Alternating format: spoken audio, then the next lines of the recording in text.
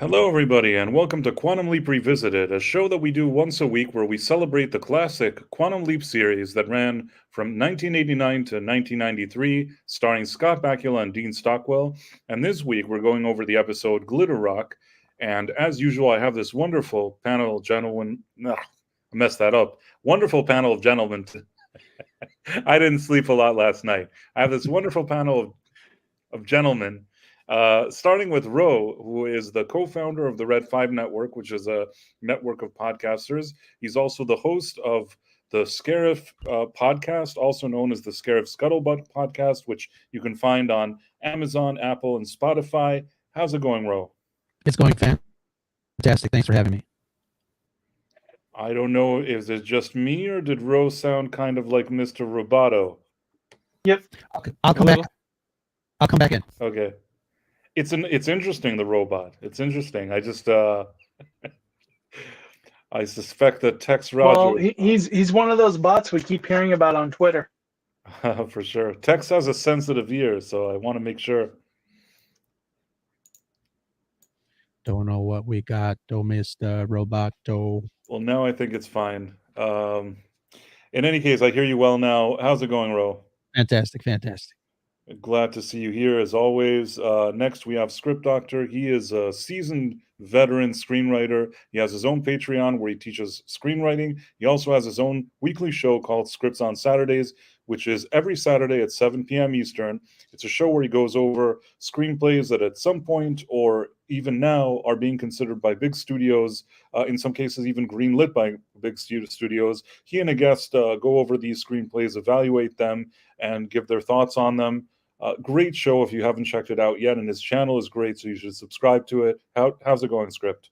It's going great. Happy to be here with you, gentlemen. It's you got a good episode in store for you. Yeah, I was gonna, after the intro, say that it's a memorable. Some of the ones that we go over, I say that they're more memorable, some less memorable. I've always remembered this episode, but I'll go to Nick. Nick, as you know, he's the local minister in his town. He's also the local locksmith. He's also a consultant to the sheriff and to the fire department. And in addition to that, he has his own ranch where he raises his own goats. And also, he's an expert in science fiction. How's it going, Nick? Going good. Ready to talk some classic Quantum Leap and just enjoying being nerdy lately. I've got a friend. Tomorrow I get to introduce him to Deep Space Nine. He's never seen it, so ooh, nice. We're gonna watch the pilot and get into that. So, just I like Deep Space Nine. You know, a lot of times, I think even you told me, you're like, oh, Voyager, it'll be like Deep Space Nine at the beginning. It's hard to get into, but I like Deep Space Nine from the beginning. I never hated it. It's not that I hate Voyager. Voyager has never captured me in the same way, but that's for another time. Tonight, we're going to be talking about Glitter Rock, which is the episode where Sam leaps into a Kiss-style band in 1974. And during those times, you had bands like Kiss, you have, David Bowie. I feel like this episode is sort of a nod to a lot of things that happened in the 70s, ranging from John Lennon to Bowie to Kiss. But all in all, I think it's a memorable episode. And Script, I think you were saying that too. Oh, yeah.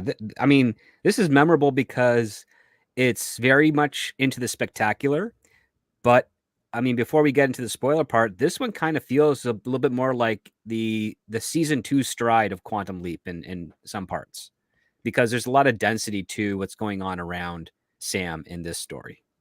I agree, and it's it benefits from being an episode that they're already in their groove and they know how to work with each other, but they also have the experience of making these type of stories.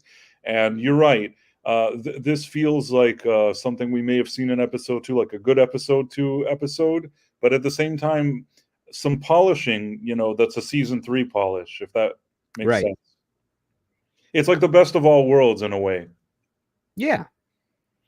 And we've seen other ones. It feels like at this point, they really want to capitalize on the fact that Scott Bakula can sing, but at least I'll say that in this one, he really had to work very hard because it's him singing that Wild Wheel of Fate or whatever it is. Hair metal. Yeah, no, and he totally pulls it off. It's again, if you didn't have an actor like that who could sell that to you, who could actually perform this music and do this stuff, then it wouldn't come off as convincing. The fact that Scott Bakula actually is a multi-instrumental singer that can pull this off, it really comes in handy here. And as opposed to that episode with him and that lady in a bar singing Footloose, as Ro would call it, here there seemed to be some kind of purpose in this episode. Did you feel that, Ro, or were you thinking of the Footloose again? No, I think what was the question? I totally felt that. I think this one was probably more enjoyable than the last two for me. It's interesting to see Sam in uncomfortable spots and characters. And this might, I was telling Nick earlier, this might out myself, but I'm tired of seeing Sam be such a goody two shoes.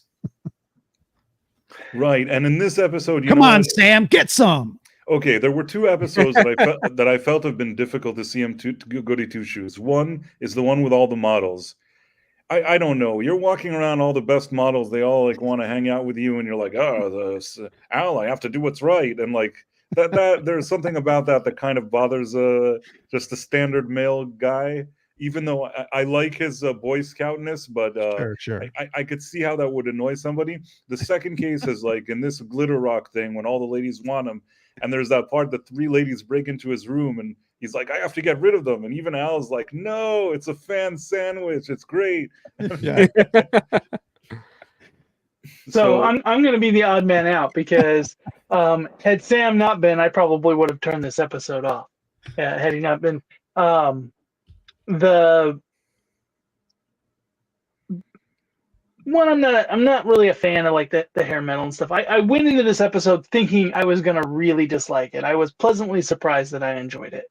But that kind of atmosphere of, you know, those ones that go to those concerts, like I don't know, that just, to me it seems gross because those girls are, you know, they're throwing themselves at any musician, anyone, right. You know. But it took me back because, and this is completely different type of thing. My wife's work one time sponsored a Jason Aldean concert, and so we scored free tickets. It was Jason Aldean and Brooks and Dunn. So country as country can get. And with Brooks and Dunn, and we go there, and my wife's boss, in front of her husband, you know, rips open her shirt to have the ladies signed by Jason Aldean, and so it's like I was like, I told my wife afterwards, I am so proud that you are not that person, because I would have been furious if she had done that. So, but you know, just seeing that like people go wild for whatever reason, I'm not that way about musicians. So I'm not that way about actors either. But you know, it just, there's too many people that way about celebrities. Yeah. Sure. Yeah, and I've seen it a lot. You know, a lot of times I've seen some things that I've actually seen this happen where there's celebrity and how the women are around him. I've seen it, mild celebrities, people that I didn't even consider celebrities, and actual celebrities. And yeah, this kind of stuff does happen.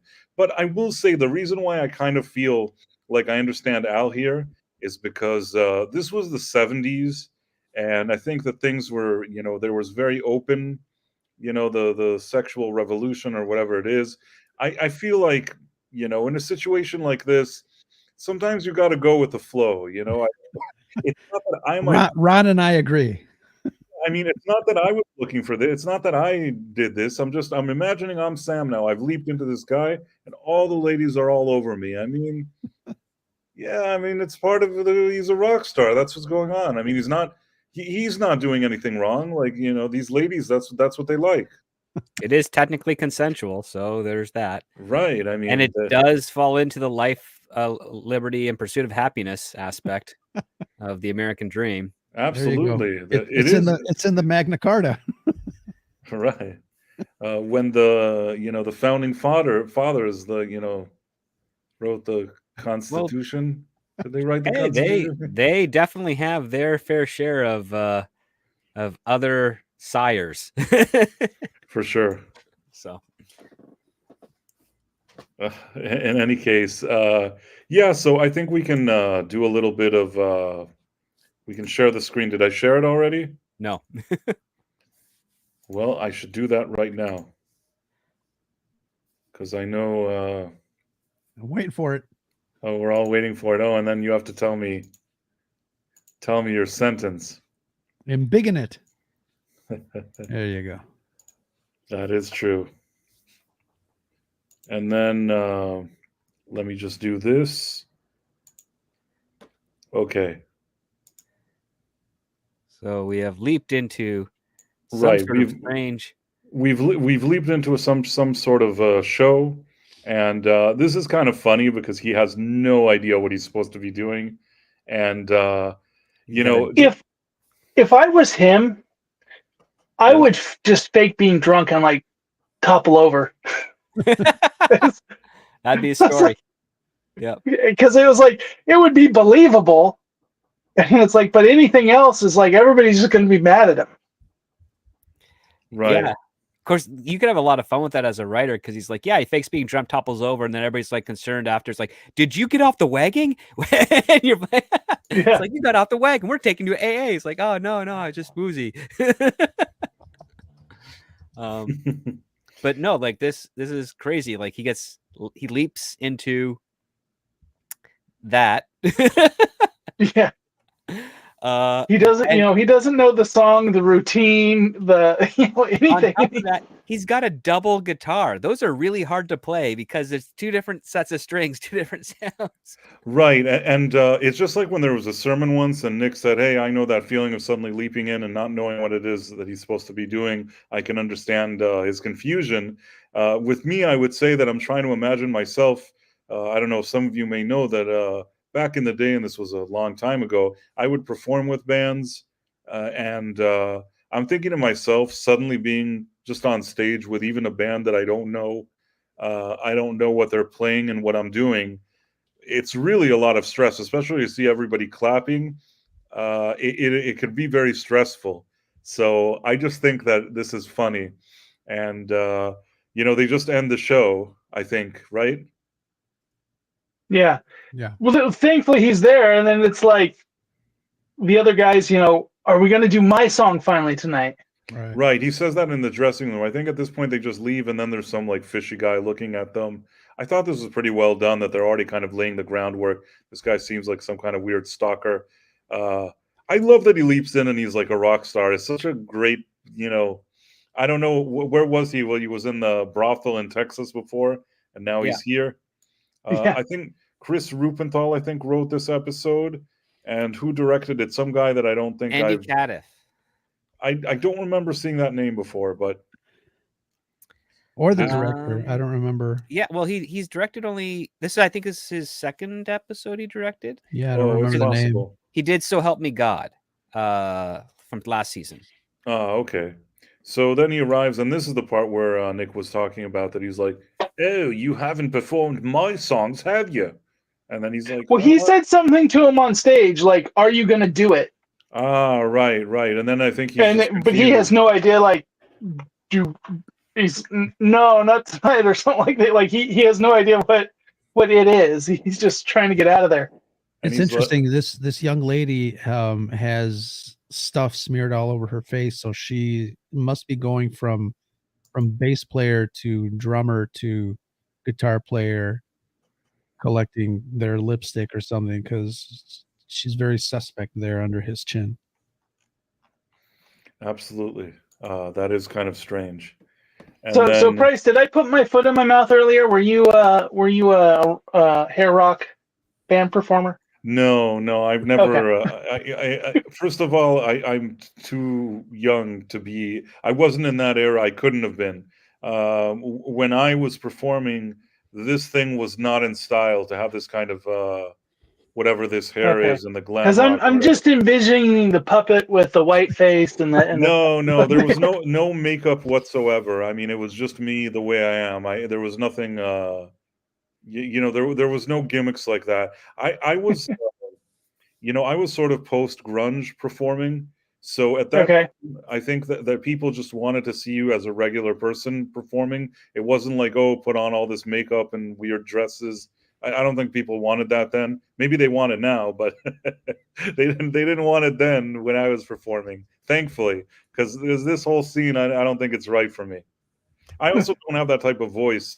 My voice is kind of more low and grungy to begin with, so I guess it is what it is. But in any case, so they're here, and he's like, "What happened to my songs, mate?" And then he's like, "Oh, I forgot about them. You forget them. You forget about them once again, and I'm going to. What does he say? Going to kick you in the face, or I don't know what he says to him. This is, respond violently. That's what. Right? Something. There's something. Your bloody. What does it say? Your bloody gums will be bleeding, or something like that. I don't know what. In any case, there's this one lady. But already, once again, setting up another potential. Yeah, because you got Sandy here, who is like the groupie. The groupie, and she's always eyeing Sam because Sam is actually the more, he's the lyricist. He's the right. guy that writes all the songs. He's the more important band member. So she's like a band climber. I think that like she has the number 2 guy in the band, and she's eyeing the number 1 guy. That's the way I see it. And back it up too. I see my first plot hole. Okay, what is it? The manager gets kissed and the lipstick is red, and when they switch to the hallway, it's slightly in a different position and the lipstick is like really dark, which it wasn't before. You know what? You're absolutely right. It was not consistent with the kiss that we saw in the picture before. Fair is fair. That's continuity error, actually. It is a continuity error. By the way, I don't know. I've been trying to gift people subscriptions so Very that nice everybody of you. gets. I want to see Tex Rogers get one. Just so you know, nobody asked me who to give it to. I just kind of get it and hope that people will enjoy them. I'm hoping that Tex Rogers gets one. I really wanted to have one. If there was a way to for me to make it organized, I do it. Also, Lisa, I'd wanted to have and a few other people, but hopefully gradually it'll somehow work itself out. And for people who do have the memberships, you have little icons that emojis that you could put with Sam and Al and certain things. So you guys should check that out. Very nice. Cool. There's a Row inspired one that it says plot hole. I'm serious. There is an emoji that. I saw that. Yeah. Yeah, I see it right there. Mur Rockstro has it. Right. So there's there's a few good ones. So it's good. So Tex and Lisa, it's going to work itself out somehow. Hopefully it'll happen sooner rather than later. In any case, back to the show here. So they're here, and again, he sees this fishy Tom Holland lookalike. Yes, that's what I was thinking. So I don't like the way they did the whole drama audio weird sound effect when they strobed a shot of Sam and they strobed a shot of him to signify the tension there. It was too on the nose. It was like dun, dun, dun, dun, dun, dun, dun, dun. It was weird to me anyways. Well, and he's acting very weird because all these other people that are backstage are there just like fawning over them, trying to touch them, trying to just get interaction with them, and he's just kind of standing in the back and eyeing them ominously. And so it's like, he gives off a vibe that he's there for no good reason. Right. He's a red herring. Yeah, but he does look like Tom Holland. But I agree with you, Ro, actually. Surprisingly, I actually think you're right. that they didn't need the additional drama. The thing is that we don't know who this guy is, and they do this kind of weird suspense, slow motion from the first time Sam sees him. So you're supposed to think that this is so already. They don't build anything. I mean, I think that they could have let this play out a little more organically. At the same time, it doesn't ruin it for me, but they could have made it more organic. How far are we into the episode? 5 minutes. 5 minutes, yeah. Okay, this is when I guessed it was his son. Because Yeah, I was like 5 minutes in, I guessed. I bet you it's his son. I had the same process that you went through. I'm like, oh, it's probably his son. But the truth is that I've seen this episode a number of times, so it did make sense that would be the case. It just kind of like what you were talking. He's meant to be a red herring. They're meant to, put the other band player the same to keep you guessing like a whodunit. But they were pushing this kid so obvious that my TV brain just said, okay, well, he's not it because they're trying to make us think it's him. Oh, it's probably his son trying to meet his dad. Yeah, because that's why he's kid. standing in the corner. Yeah. Yeah, I agree with you. Anyhow, let's go back. I think that they made it a bit obvious, but it's okay. They go into the car, they drive away. There's another plot hole, Ro, or whatever you want to call it, that technically if this band is from England and these guys are British, then Sam would be British, no? Wouldn't he be speaking theoretically with a British accent? Or yes. We're just hearing him as Sam and imagining that it'll sound to them as an English accent. Could be. Of course it will, because Sam's been a woman, so his voice would sound feminine. Right. Sam's been people of other ethnicities, so they obviously would have any type of whatever their dialect is. Even though Sam is speaking, we understand and see it as Sam, but we're going to hear it through whatever the natural elocution of that main character is really saying. Like the only thing that differs with Sam is that his lexicon changes. The character's lexicon changes when Sam's inside them. That sounds dirty. But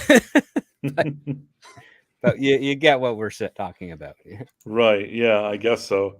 And then then they're sitting in there and he's like, they're talking to their manager who also seems like a slippery guy.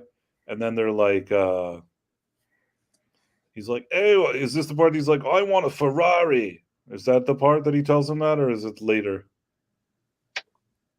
And then it is in this part that he does that, but I think it's towards the end of it. Right. First, he's like, we gotta make the Beatles look like a bunch of ants, right? And then Sam's like, I don't remember them, because he didn't remember who the Beatles were. And they're like, excuse me. And he's like, I mean, that's what people are going to say, that they don't remember them, that they're like an infestation of insects. And then they're like, oh, that's right, mate. And then he's like, get me my Ferrari.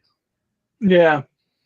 And then, because it was before that, Sam was trying to be reasonable, and he realized he wasn't getting anywhere when he's like, well, yeah, we should invest. And the rest of them are looking at him like, what's wrong with you? He's completely out of place in this body of this badass rocker guy. Meanwhile, you have this lady. She's like, have you ever fallen asleep during activities with a woman? He's like, no, I don't think I have. He's like, I don't think so. And he's like, yeah. He says he wouldn't tell. Right. Oh, a true gentleman never tells. And he's like, he only tells his mates.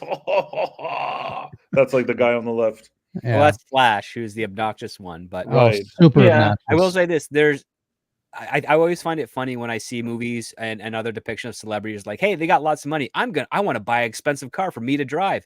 And I just think, no, that's the worst thing you want to do, because you get into an accident, your insurance goes up, you're liable for all those damages. Get a driver and get a nice town car and have them drive you. So if they cause an accident, you're still off the hook.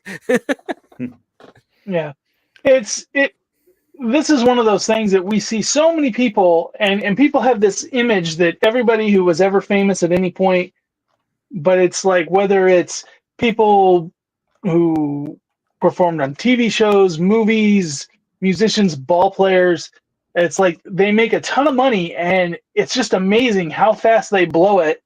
And then their 15 minutes of fame goes away in a couple years, and then they're destitute, trying to get back to that life. Yeah, they're Pierce Morgan starting a YouTube channel. Just Okay. sorry, I had to throw a dig in there. No. It's fine. It's fine. I had to follow him for a while. I wanted to see if Tex got a thing, but it doesn't seem to be happening. Wow. Make sure that you select allow gifts text when you Oh, when you're that could doing be that. it. And You have to activate allow that, gift just switch text. between live chat and top chat, and it will prompt you with a message that you can collect gifts. Accept. Yeah, gifts. people that aren't getting gifts, you have to understand that you should allow gifts. If you don't allow gifts, it's not, no matter what I do, you won't be able to get it. Right. So Lisa Katryan and Tex Rogers, make sure you enable gifts. Well, they can if they want to throw you some dough, but I mean, we don't expect it. No. I mean, how to allow gifts script. Explain it to them again. So there's two possibilities. The first is when you take a look at the chat, you'll have the options top chat and live chat. You can switch from that, and sometimes the YouTube will allow you to access a window that pops up above the chat that says allow gifts, and you click allow, or you have to refresh the whole stream and get the prompt that way. Or you click on the gifts thing, and I think there it sometimes says, do you allow gifts? Like, I think that's happened to me before, that you actually go and click on where it says like 10 gifts. Oh, and yeah, I see it. You just click on it and it says allow gifts right underneath the live chat or top chat. Mm-hmm. Right underneath there. Yep. So yeah, hopefully you'll find it. Do your best. Oh, you're on Firefox. I think that's part of the issue. I'm on Firefox too, and I see it. Then forget what I said. In any case, we're back here with at the room, and Sam's surprised by these three ladies who all three. Yeah, there are three. Yeah, there are three or more. He's like, "How did you get here?" They're like, then there's the third, and they're like, "Oh, we convinced the security like to move a step aside because we're women." Lock the door, Sam. Lock the door. That security guy is a happy fellow, I'll tell you that. Yeah, it's implied, yes. And Al basically like is really pleased with all of this, and Sam's like, "No, you have to go, and he's like, "Oh, I can't believe it, Sam! It was a fan sandwich." Yeah. And then and those are 3 more kids that could be visiting him in 20 years. Right. But I mean, I understand. It's not that we're this type of rock star that all the women throw each other, but if you're in this situation in 1974, I mean, if it wasn't Sam, if it was just a regular guy, you couldn't blame the guy for going along with this. If these ladies were consenting ladies, they just were very excited to see him, and they don't care that the man Sam has leapt into is like pushing 50. None of that matters to them. Right. You can say it, Price. I'm a prude. I'm fully aware of that. No, it's okay. I don't think that. I mean, I respect who you are, Nick, and it's fine. This is also part of what Sam's character is. He is a guy with a lot of morals and ideals, and it's really important to him. And that's part of the charm that makes the character whatever it is. But at the same time, I can also see the other angle here. But it is what it is, and he throws them out, and then I think that is here the part that Al explains to him that he's going to die. Yes, I think he's so. like, "Oh, you don't remember this? It's everybody knows at the end you were stabbed. Somebody stabbed you a bunch of times." Yeah, and then basically they're talking here, and here this is the part that's like a nod to John Lennon. They're like, "Oh, it's a Mark David Chapman situation.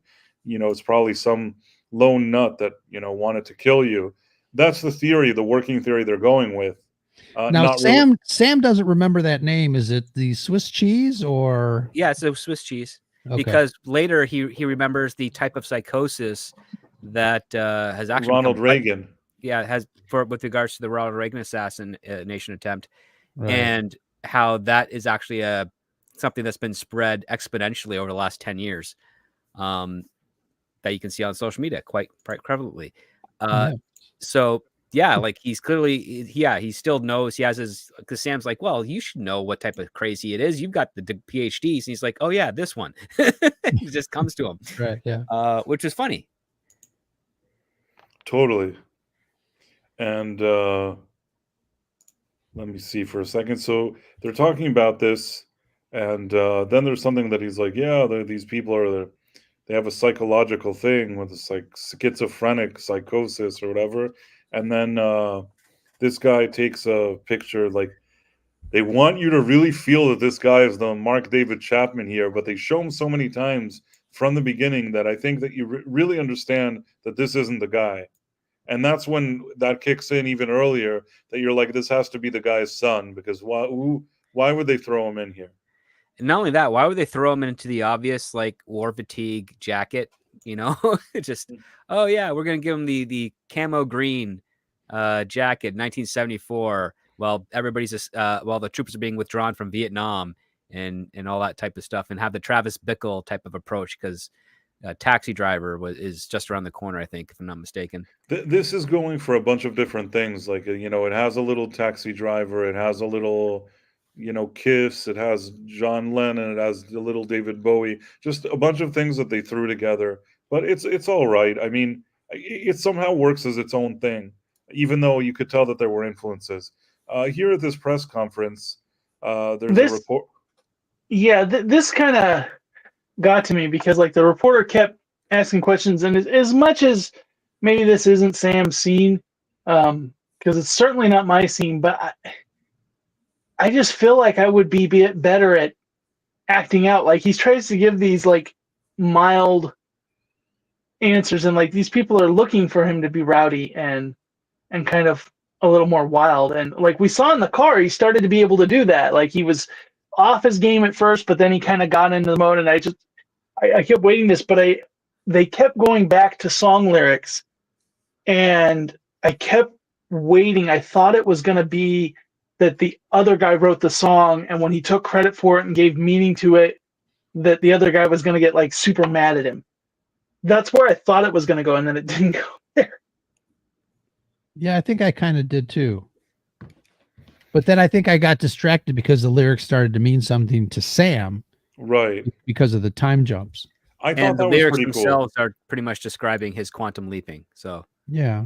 And it's done in actually a way better way, because a hack would have made the lyrics line up with the theme song of the show in universe, and that would have been cheesy. Yeah.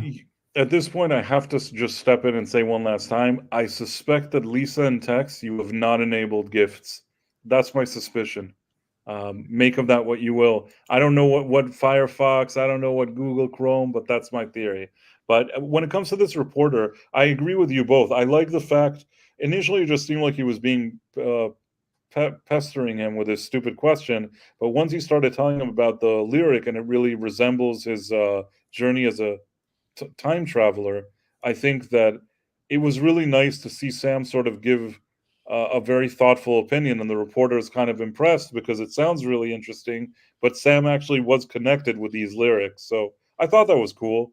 And then the next thing you know, you have the lady come in with her. You got something I can sign? She's like, yes, I do. Sanese. And then he's like, oh, no. And then exactly. Again, no. And then you have like again. You got Peter Parker in the crowd there. Peter Parker in the crowd. He maybe he's the long lost son of or father of Tom Holland. In any case, see, I kept thinking, and I think it was the look he was giving me the beginning, but I thought Sean from Boy Meets World. And at this point, Al goes out to kind of look for him, but he's already outside. But this is the part. This is really Taxi Driver-ish. Al goes there, and this was kind of interesting the way they showed this thing that he threw his wallet, like. And then the moment of Al thinking, God. I mean, I thought it was kind of. It's something you don't usually see, like at the slow motion of the thing. We usually don't see that way. They could have done it in a different way. I don't know why the dramatic toss in slow motion. I feel like we got it and we got it with each time he sees his son that he has like that weird music and whatever the Mhm. strobing thing. I feel like this director was like, I'm going all in. You know Yeah. what I'm saying? Like I feel like he got really excited. This director guy. Was there a cut in there? Because I'm wondering if the slow motion was so that they could do the cut and have it land the right way. Yeah, there's a cut. Yeah, because you see it like that, and then when it goes off screen here, it's like, Yeah. yeah, there was a cut right there. So I'm wondering if that's why they did it, so that wouldn't look like if they did it fast and they did a cut, it would have looked weird. It was very lucky. Well, why even do it in the first place? Just have him take his jacket off, and he's because maybe who put leaves his keys. who leaves his wallet like open like this? They wanted the wallet, and the wallet like usually when you put your wallet on a counter, it's closed. Yeah, but Al could have walked over there and said, "Oh, look, here's his wallet," and open it up. But he can't But he because can't- he's a hall that's rat. right, open. that's right. Right. All right, I mean, I guess he could have stuck his face sense. through the table and get to the right Yeah, layer. but that becomes a little more tricky. The only thing Yeah. is that if for some reason he puts his wallet in a way that's open, or there was a different document, that's the only thing that could have been helpful. But you know what? I'm going to let this slide. I'll see his passport here laying. I'm going to let it slide. This part of this They also is seem to make it want it to seem like it was divine intervention too. Oh, that's right. He goes, "Oh, thanks." He looks up and he says, "Oh, thank you."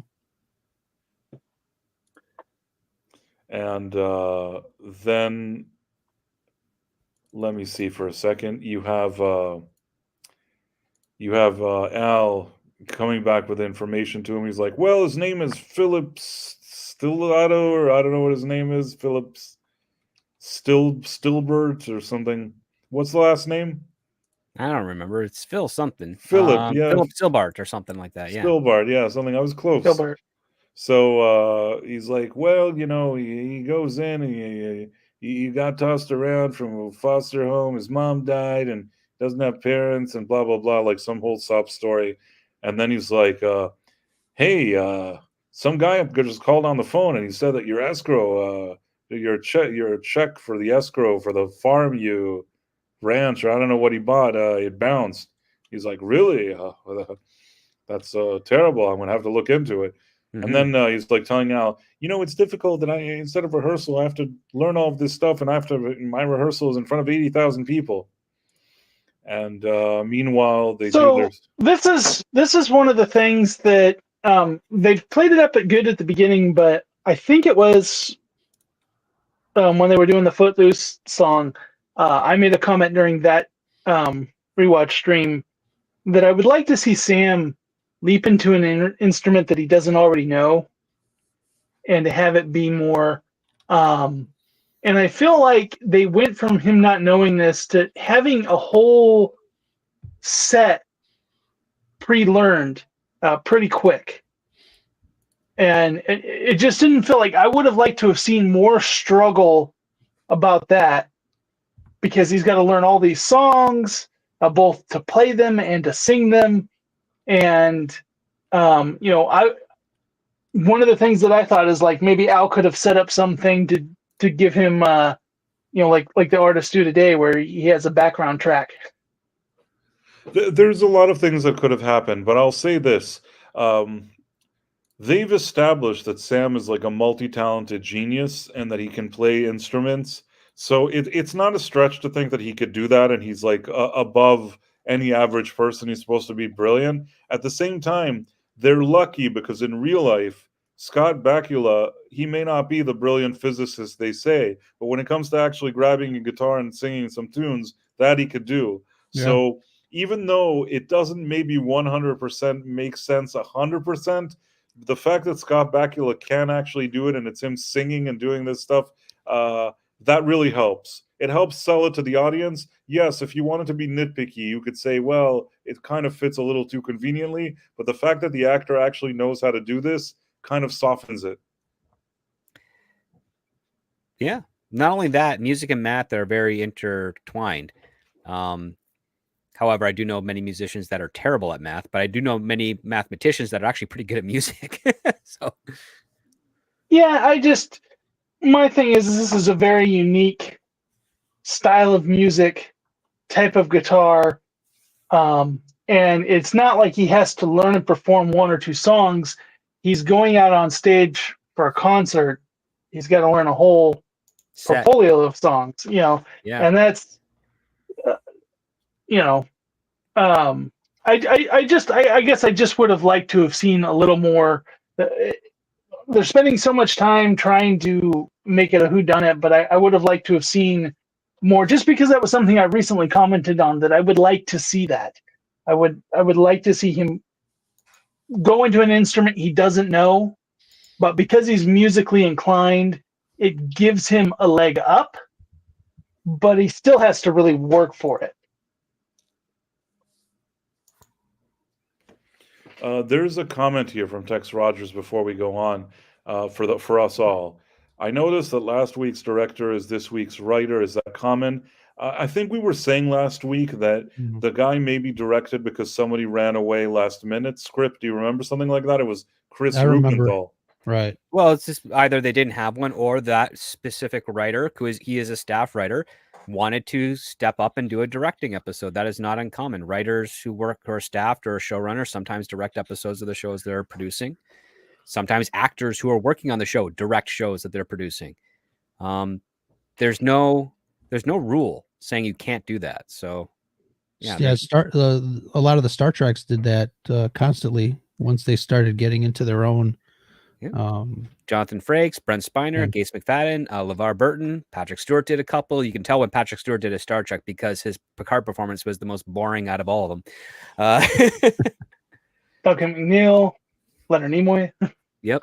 Leonard Nimoy, well, primarily for the movies, but yeah, absolutely. Yeah. I want to explain to Tex Rogers. It's not, I think that guy usually is a writer and a producer. That was the only time he was director last time, and it could be for a number of different reasons. It actually makes sense the guy is more writing and kind of behind the scenes. Tex Rogers also asked you, Ro, this question. Did anyone besides me catch the as rich as Croesus line? Croesus. I heard it. Yeah. Yeah. I heard it. Yeah, it's funny. Yeah. Okay, so that's that. Now here they're like, oh, it could be the security guard. He seems to, why did they think it was the security guard? Remind me. Well, so he's Whittler and he's got a knife. So and Sam's gets stabbed. So you've got that going on. It's like, who's the one guy around town, around the crew that has a knife? Oh, it's Whittler. Because he's always whittling with a knife. Oh, right. And then this is the part where it's like the fishy business manager. He's like, well, I tried to buy a ranch and I couldn't have it. The escrow didn't go through. The check bounced. He's like, oh, don't worry. The money is working for you, but don't worry about it. I'm going to send all the money. Just give me the account. It'll be there in 5 minutes. Buddy. And then Sam's like, oh, okay, yeah. But Sam knows this guy's kind of BSing him. And then they go out to the show. They do their thing. Well, and that's something else that's very slimy in the music industry is, or acting. There's a lot of talent agents that really, really trick ones into assigning label deals and different things that doesn't actually work out for them. Oh yeah, tons of music, because it's all, there's only like 3 really big labels, and they all want to just make easy money, and they will exploit their talent to do so.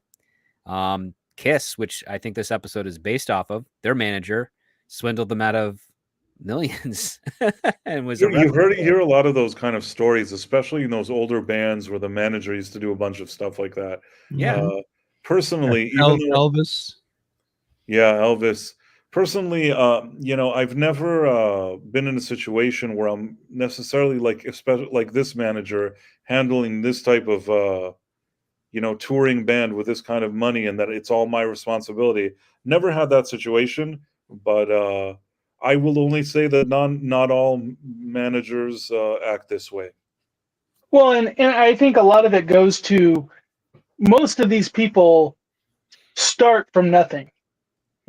Somebody hears them in a dive bar somewhere, or they impress somebody, but they don't have know-how. They don't know how the industry works. They don't, and I think they get them early on. They give these people access to stuff and control of stuff to try to get their career started.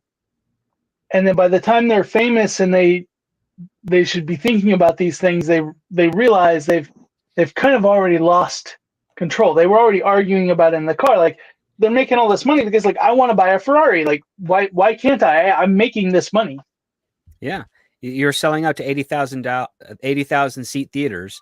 Yeah, you should have a lot of cash on hand. And the other part too is that a lot of these bands back in the day when they were signed as kind of another entity where the manager had power of attorney over their accounts. And it was done as a safety precaution to make sure that they don't burn through their cash right away. But really what it was just a way for, that power of attorney to book them, abuse them with tons of touring, album deals, contracts that might not have been in their best favor, but would be very lucrative of the management or the producer of the music itself. Yeah, music industry is way worse than Hollywood. I mean, it really is. The tragic part now is you don't have a whole lot of startup bands anymore. There's not many venues where you can go play live music throughout the world these days and get discovered, because everybody would rather just do it on TikTok or social media because that's a faster way. And it also saves people hours and flights going from city to city looking for the next big act. And then they snatch you up if you're popular, and then they destroy your identity and just carry on to the other parts, unless you're Taylor Swift, whose father happened to buy her label and then sign her so that she could have her career. She worked so hard for that contract, didn't she? Oh yeah, daddy. That's the thing, is that I don't take away from Taylor Swift that once she had the position she had, she probably is a hard worker with good work ethic and all that stuff. But hard for me to ignore how much was bankrolled early on by her father, that by hook and by crook made this thing happen for her. So I don't know. Always have mixed feelings about her. Also, her music isn't very good. So that's why she had to be signed by her father. Right. And the thing is that, again, somebody could say, well, what are you talking about? So many records are sold, she sold so much. And that's fine. I mean, I guess some people like that kind of stuff. I personally don't. I think that if she was in a different era, Taylor Swift, if she was in the 70s or 80s or 90s, and 60s, I don't think she'd be considered anything. She'd be kind of like a low-level singer, maybe niche for like little girls. But it wouldn't be the kind of sensation it is in the year that we're in now, that basically music is basically has gone the way of movies and all the other entertainment. But she has no competition, contemporary competition. No, and that's sad, because she's so just she's not like, I barely can remember her songs. I mean, even hits that I've heard on the radio and I know she sings them and I know the songs, I never think about them, and give me enough time and I just forget they exist. And I never liked them to begin with.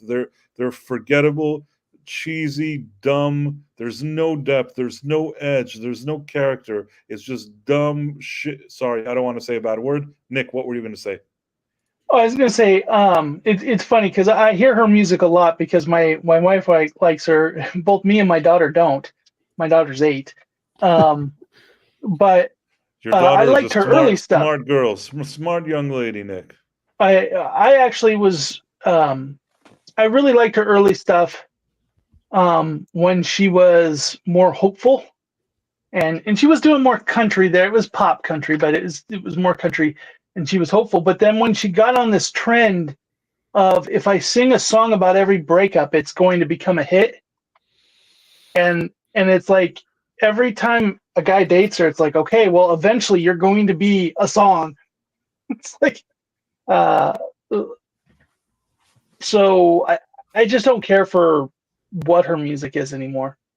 But I think like how she got big, like you said, she had Money Bank Rolling, but I think she straddles that line of doing multiple genres to garner the popularity in multiple genres, which allows her to get bigger. And And how much she does international travel too, I think, is part of what gets her numbers up there. Tracy Alexandra says, I'm catching a live. Yes, you are, and we're very happy to have you here. Of course, one has to play the lottery to win. All these bureaucratic rules here. I feel like I don't know the context of that, but it's okay. Bottom line is, if you like Taylor Swift, it's fine. I personally don't. Not my cup of tea. But we were back to this episode. He's playing the thing. He's doing well. Everything seems to be going okay. Al's kind of giving him a little bit of spiritual guidance here. And Sam pulls it off, does everything he's supposed to do. Everybody seems rather pleased, I think, right? Sure. Yeah, the audience is enjoying the show. Good use of stock footage and good use of extras in the foreground. So yeah, it's a well-produced. Was that the time when Al told him not to do the other guy's song? No, that's in their last show. Because he tells him, like, yeah, he never gets published. His songs are terrible. They never get published. I was like, that's like a horrible, when you're thinking that the guy might be stabbing you afterwards. It's like, no, placate to him. Sing a song. And this thing here, she's like, yeah. I thought they were. Are they in their hotel room? They've got their makeup off, and they were told not to take the makeup off until it's out in public. Because I guess they're in the hotel room. I have no other. Yeah. And So then he's like, "There's just another plot hole." He's like, I don't want to dip in another guy's pools, water, or something. No, you're not dipping. It's okay. And then he's like, I also feel like for as physically pushing off and shoving those girls out of the room as he was before, he's not being direct enough with this woman. And once again, she's very persuasive, Nick. Right, but once again, such a nice lady. Nick, she seems like such a nice lady. But he's got 3 people who might kill him, and that's the girlfriend of one of them. So it's, if that's your mission, if you're just thinking, I got to save this guy. He is a man. What can you do? I mean, he knows what's right and wrong, but there's only so much he can do. But he was so direct with those other women is kind of my point. Like the other women, they just kind of busted into his room. And how shall I say this, Nick? I think that this one looks better than those 3 that busted in his room. I think that this one, had she not been acting so forward and kind of obnoxious, she's not a bad looking lady. This one.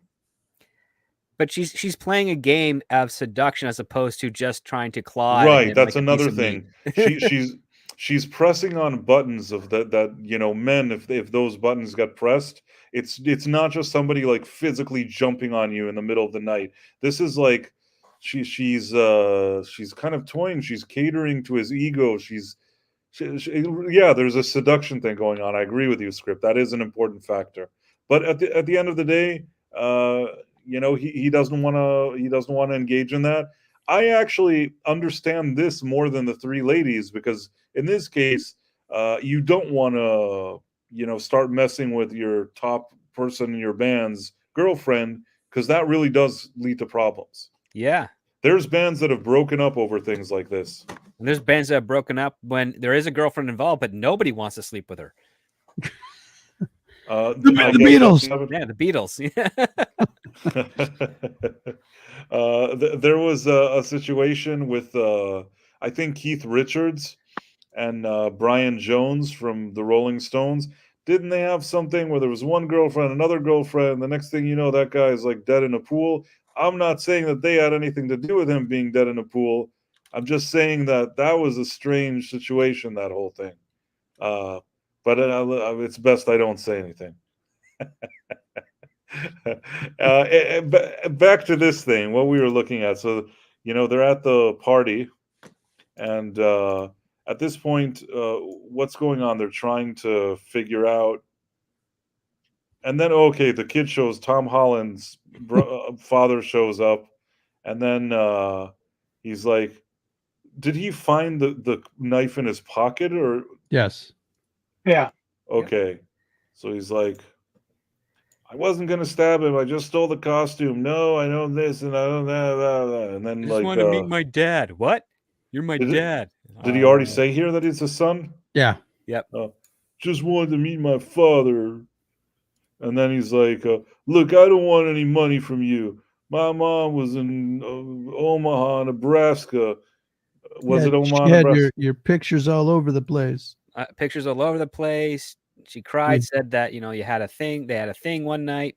And then he's got a webbed. This was actually kind of Part of his cool. finger. This was kind of cool because normally you need a bunch of tests to confirm it. So the fact that he showed him this and then Sam like looks in the reflection and sees it, that actually was pretty cool, I think. Ro? Yeah, I thought it was very cleverly done. And then Al goes, even with that, it's still only a 65% chance or something like that. I'm like, you don't know I that for think it's sure, higher than Sam. that. And even with that 2% chance, it's still 100%. What did What is that? Scott Snyder math? Scott Yeah, Steiner right. math? Yeah, Wrestling?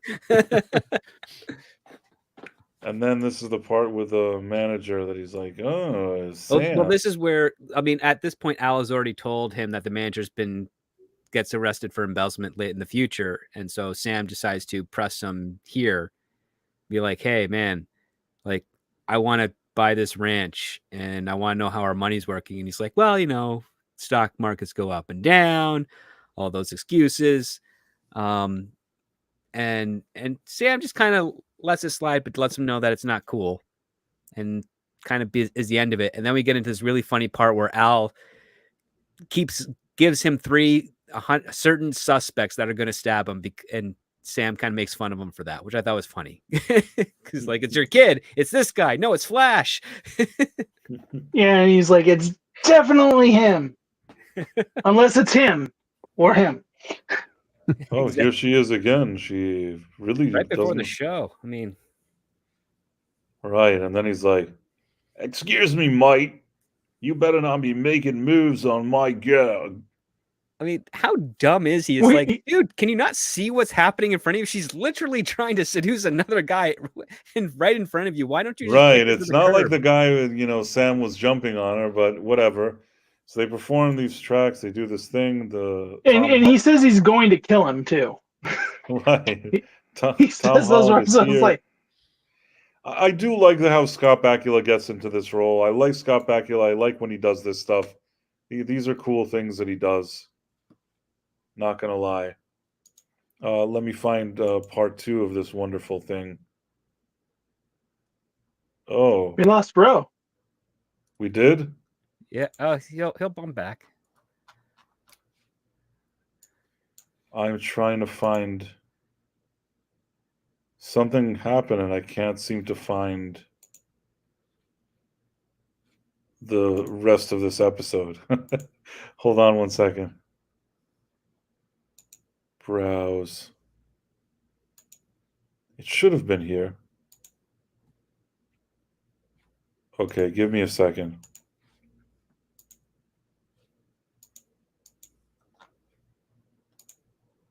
Is this it? No. It disappeared. The rest of the file. Oh, son of a gun. Ro, tell some jokes. Ro's not here yet. You gotta let him back in. Oh, he's back. Sorry. I don't know if there he is. I got booted out. I don't know why I didn't boot you out, but you got to tell some jokes. Something happened. I can't find the rest of this episode. Oh no. It's so strange. Really annoying. Let's see for a second. I did everything right. But the next scene is were they doing practice? Yeah, it's rehearsed. No, this is them doing the actual live show. So this is where Sam is singing that song about leaping, and then they go into their next song, and as they're singing that up, Flash asks him, hey, are we gonna do my song tonight? And so we've already passed the thing crashing down, right? Yes, we've already passed the light rig falling, which So here's my question, and I was going to ask this. At that point, he hasn't confronted the manager yet, right? No. Who is, spoiler, we're going to see is the guy trying to kill him. Mm-hmm. And big. So was that a true accident, or was he trying to kill him? I think that was a true accident because there's no reason for him to murder him yet. Only thing that he might have a suspicion was the fact that he wanted to want his money for the ranch. But I'm thinking like this guy's his cash cow. If he can just move the money in there, he can get that, because he told him, hey, I can get your money. Like, I don't have enough money to give everybody their money, but I can give you your money if you keep quiet about this. So I think at that point he's still thinking, I just got to make this one check clear, and then I'll be good. My cover will be covered. Yeah. Well, in this case, they finish the show, and this is the grand thing. He's fighting with Flash. Then you have this Tom Holland is like trying to maybe pull something out, but really what he's doing is warning him a bunch of red herrings. Then he's like, Dad. I don't know if he says Dad, but whatever it is. Yeah, yells Dad. He yells Dad. And then Cookie Monster comes stabbing at him. Right, comes stabbing at him, and then he pulls off, and it's the manager. He would have gotten away with it if it wasn't for that meddling kid. Those pesky That's kids. exactly what I thought when he pulled the wig off. Yeah, it's very Scooby-Doo. Well, not only that, he stole the wig of the other guy who got upset they had to wear a bad wig. Right. So then he gets taken away. That's, whatever. That's the end of him. And then at this point, I guess... well, this is where they're kind of reminiscing about how, like, okay, we're broke, but, we're still a band. We still have shows to play. We can make more money. And, the kid is like, yeah, well, I'm going to head off. I just wanted to show you this photo of you and my mom. And what's interesting is right before this, the second highest guy in the band was getting in his face about the girl. He was getting in his face about not playing his song. And then after they find out like that their manager was actually trying to murder him, he's just like, oh yeah, no, we can do it. We can do it together because we're brothers. Well, I guess in a moment like that, you got to look out for, like, it brings people together. Maybe you had a manager, they're trying to, kill one of them. You stole all their money. Now they're sort of in the same boat. This kind of, I don't want to say this, this social climber rock band lady, she becomes secondary in a situation like this. I can kind of see how a crisis like this would actually bring them together. Yeah. I mean, they I'm actually okay have with to. that. They're kind of now back, like, financially speaking, they're back to zero. But they've got this big fan base, so they know they can actually rebound from it, and that's what's important to them at this point. It's like, okay, the girls with Flash, Sam just cares about figuring out the kid. However, he's saying, yeah, this is the concert that you guys performed at. And everybody's saying, well, he didn't perform at that. He was in the hospital sick from having too much tonic. That's how he got his name. And then Flash comes in and says, but yeah, she was with him before the show and he could barely walk afterwards. So, you can tell he had a good time. And that's when, we get the confirmation that, yeah, this dude is most likely, it's like 99% chance his father. And Sam doesn't let him walk away. He's like, hey, maybe we'll hire you on as a roadie. Maybe you can teach me some new licks and all that stuff. And the rest of the band is just really accepting of him because they look at him as like a potential legacy.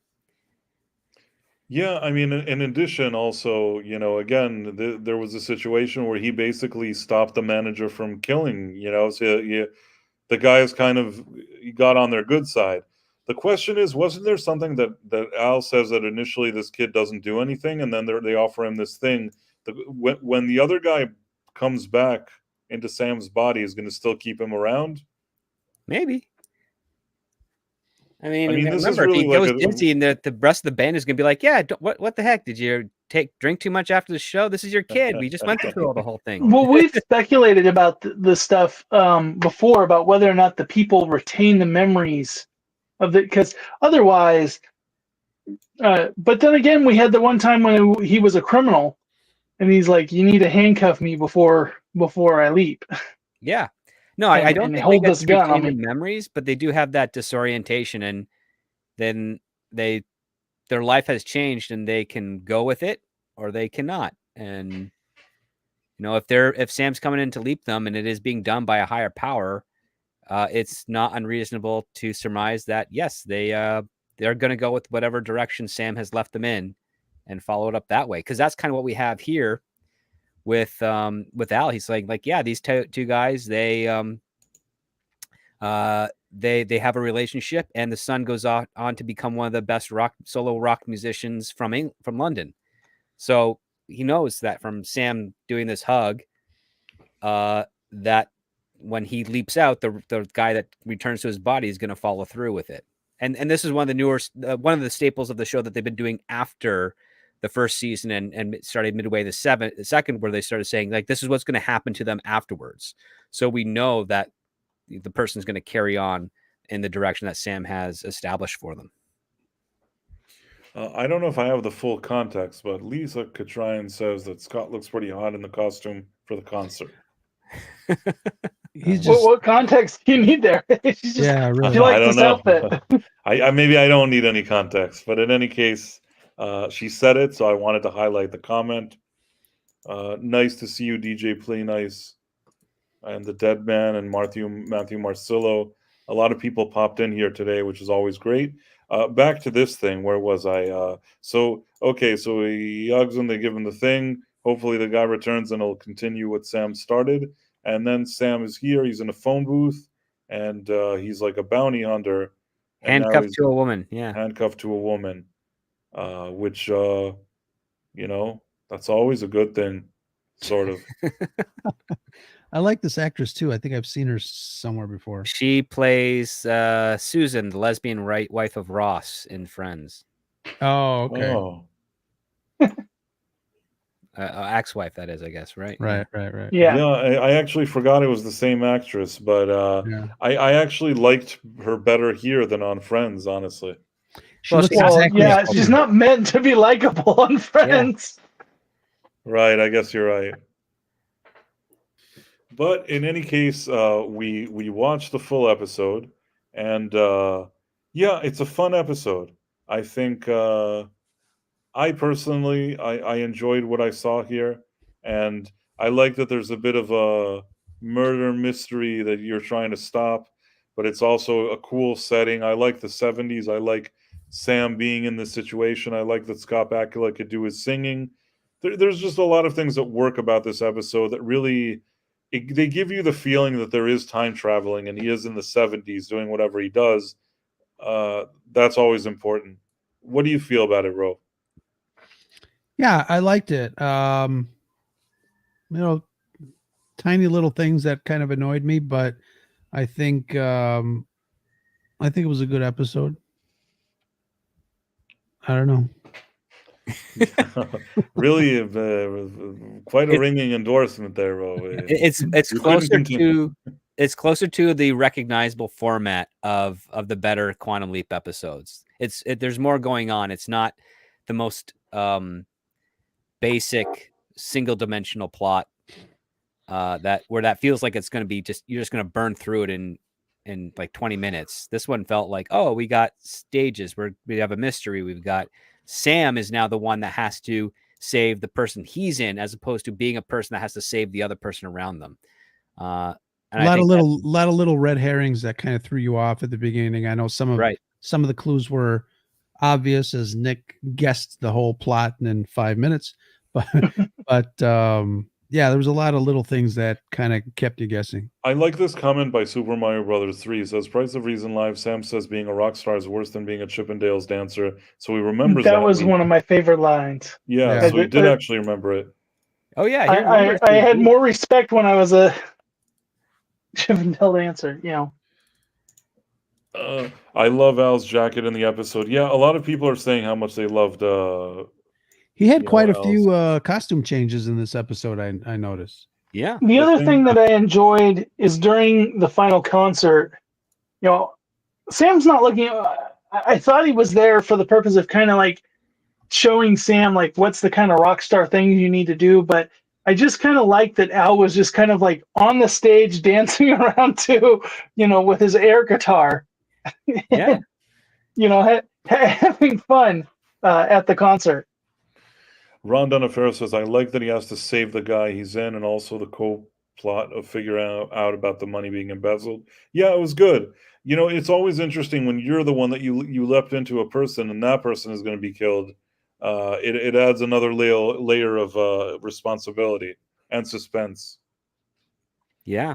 And man, like we're 5 episodes away from the end of this season, and this season finale is something. So, like it's gonna actually probably answer a lot of questions. Yeah, no, it's that's quite one of my favorite episodes is that like finale plus the one that comes afterwards. Yeah, the Those finale are and some premiere. Yep. great episodes. But in any case, what we'll do is I think Ro, you commented script. Nick, did you comment if you liked this episode or not? I did, which, as I mentioned at the beginning, was a surprise to me when I saw the teaser at the end of last week. I thought, I'm not going to like this one, just because that's not my scene, not my kind of music. The dressing up and looking weird was never that. Even if I'd liked the music, that was kind of a detractor from me. But it was fun, and it was. I enjoyed seeing Sam's uncomfortableness because I could relate to that in this situation, and I liked that they tried to do a whodunit. I wish it had been a little bit better. It was kind of obvious who it was because it was the other two were being very heavily telegraphed throughout the thing. I'm going to kill you after the show, or the the dramatic music, as we mentioned with this, like it very much was uneven in the telegraphing. Like the other guy obviously had motive, but he just seemed slimy. He didn't seem like he's like, you don't tell anybody else or else. He didn't do anything like that, and so it made it kind of plot wise, it makes most sense for it to be him, because if it's not him, then the episode ends early. I guess so. But I appreciate the things that you said, Nick. Overall, I think that I still like personally this episode, but It was fun. It was it was a fun episode. I agree. And overall, I think something about the whole, you think of Leaps and people that he's leapt into and just the whole vibe and atmosphere. And I liked what they did here with the 70s and with this rock stuff. I've always liked it. So for me, this was a good episode. I it think, was certainly distinctive. yes, it had its own thing and it's memorable. If I think of like the 30 episodes that I like the most, I think it would be in those 30. It may not be number one, but it's something that I remember and like. But quickly before we go, I want to go one by one. Just say some names of people that hung out with us today: Kit Kat, Tex Rogers, Mur Rockstra, Ron Donofero, of course. If I miss Lisa somebody, Lisa Katryan, of course. Super Mario Brothers 3. DJ Play Nice. Yeah. Rob Nut Scoobla, DJ Play Nice was also here. We had Sander Hammer Slag, Ghost Fixter.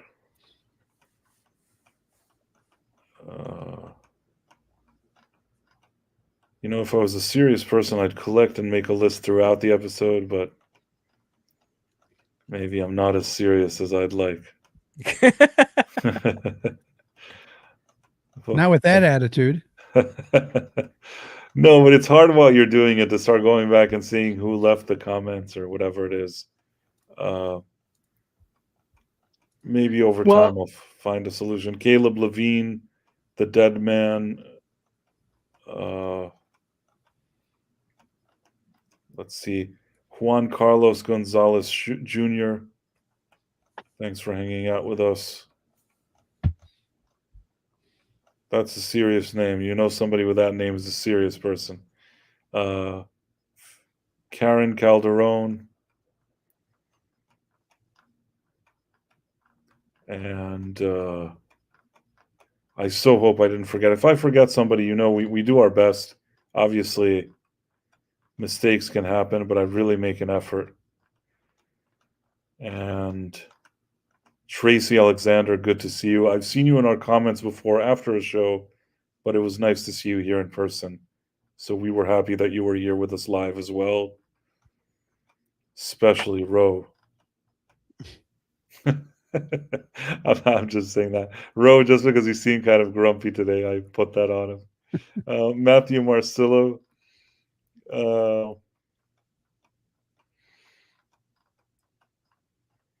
Matthew Marcillo. Did you get Rabnab Scoobla? Yeah, and DJ Play Night. Caleb Levine. I think we're looking good here. I think we're looking real good. We had some good people tonight. Yeah, good crowd.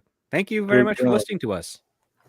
We're always grateful. And Tex Roger says, even if I am grumpy. Price of Reason live and panel. Thanks for the analysis and discussion. You're very welcome, Tex. Ron on a fair, you do well. Price of Reason live. We appreciate it. Thank you. And doesn't change the fact you and him thought the same. You're welcome. Hello there. Oh, I guess he has one of those emoji things. Yep. So we went over everything. We talked about it. And as usual, we'll do our outro. Again, just before we go, Ro has the Sacrif Podcast, Apple, Amazon Music, Spotify. Script has Scripts on Saturdays on his channel, Script Doctor, and his Patreon, which you should check out. Scripts on Saturdays, every Saturday at 7 p.m. Nick has 2 channels. He has the Backyard Tardis channel, and he has Adventures in Locksmithing. The first one is about kind of pop culture stuff, sci-fi, game stuff that he likes. The other one is more about him on the job. Both great channels. I'm kind of on hiatus right now, but I'd like to give a shout out to our co-host that's not here, Sean Krummel, because it applies to this episode. His new comic is out. Maybe Price will remember how to say it.